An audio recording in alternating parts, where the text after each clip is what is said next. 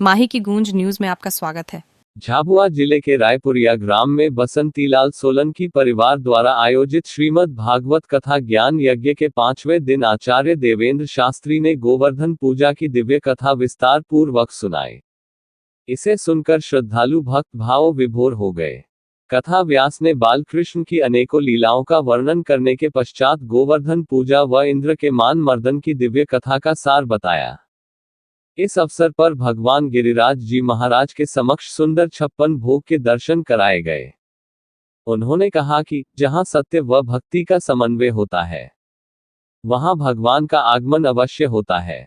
गाय की सेवा का महत्व को समझाते हुए बताया कि प्रत्येक हिंदू परिवार में गाय की सेवा अवश्य होनी चाहिए, क्योंकि गाय में 33 करोड़ देवी देवताओं का वास होता है।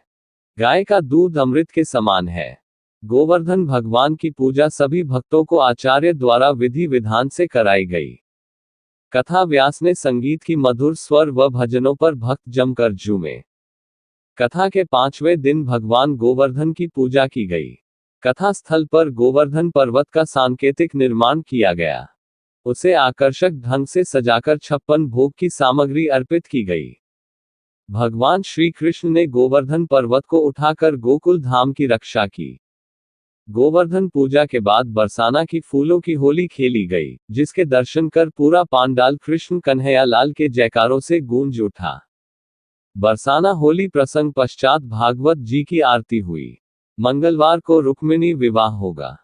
5वें दिन आचार्य श्री से आशीर्वाद लेने वालों में 5वें दिन आचार्य श्री से आशीर्वाद लेने वालों में राष्ट्रीय स्वयंसेवक संघ सह विभाग कार्यवाह आकाश चौहान, भरत सिंह, धर्मराज पाटीदार, हिंदू जागरण मंच के जिला सह संयोजक प्रकाश प्रजापत, शुभम पवार, पुणे निवासी गौरव भाई माहेश्वरी, नारायण जाट, सुनील बसेर, नमन परियार, शास्त्री अनिल त्रिवेदी मंदसौर, जुझार सिंह पाटीदार, रितेश निमजा, रजनीकांत शुक्ल, दिनेश सोलंकी, बद्रीलाल लाइन थांदला, संजय बैरागी जामली, संजय उपाध्याय सारंगी प्रमुख रहे।